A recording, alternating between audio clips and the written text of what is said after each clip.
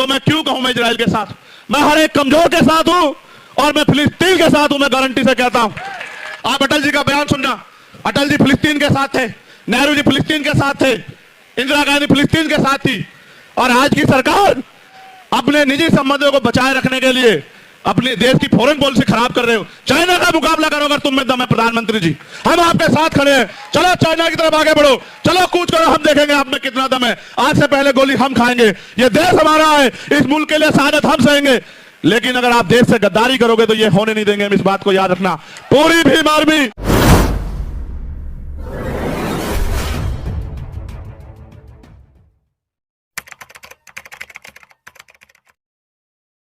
और अगर दुनिया की बात आप देखोगे, अभी मैं चर्चा कर रहा था एक पत्रकार साथी से, और मैं जानता हूं मीडिया के साथी इस बात पे जरूर ध्यान करें मेरी।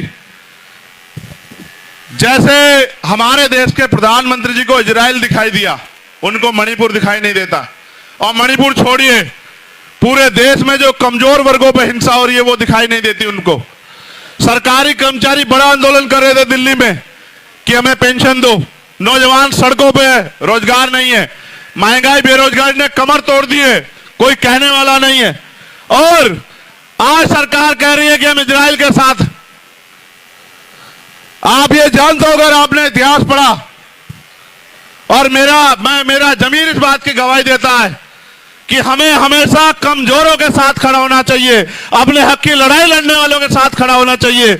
आप इतिहास उठा के देखो, अगर आप ये बात जानने का प्रयास करोगे इजराइल और फिलिस्तीन को, तो आपको पता लगेगा कि जिस तरह हमारे देश में हम लोग, इस देश के मूल निवासी, दलित, पिछड़े, आदिवासी और जो धार्मिक अल्पसंख्यक लोग हैं, वो जो बेबस लाचार हो रहे हैं अपने देश में वोट होते हुए भी, इसी तरह से इजराइल ने फिलिस्तीन की जमीन पे कब्जा किया और फिलिस्तीन के लाखों लोगों को बंदी बनाया और फिलिस्तीन को अपने देश में वहां के लोगों को मरने के लिए मजबूर किया। मैं हिंसा का समर्थन नहीं करता, मगर आप ये बताओ, अगर वहां फिलिस्तीन की लड़ाई गलत है तो देश ने जो आजादी की लड़ाई लड़ी अंग्रेजों के खिलाफ, वो कहां सही है आप बताओ? यहां भी तो शहीद आजम सरदार भगत सिंह ने अपने प्राणों के बलिदान दिए, उनकी यूनिट ने प्राणों के बलिदान दिए अपनी मातृभूमि की रक्षा के लिए, उसको आजादी के लिए अंग्रेजों से। अगर आज उस बात को वो लोग गंभीरता से आगे बढ़ा रहे हैं, तो मैं क्यों कहूं मैं इजराइल के साथ? मैं हर एक कमजोर के साथ हूं और मैं फिलिस्तीन के साथ हूं, मैं गारंटी से कहता हूं।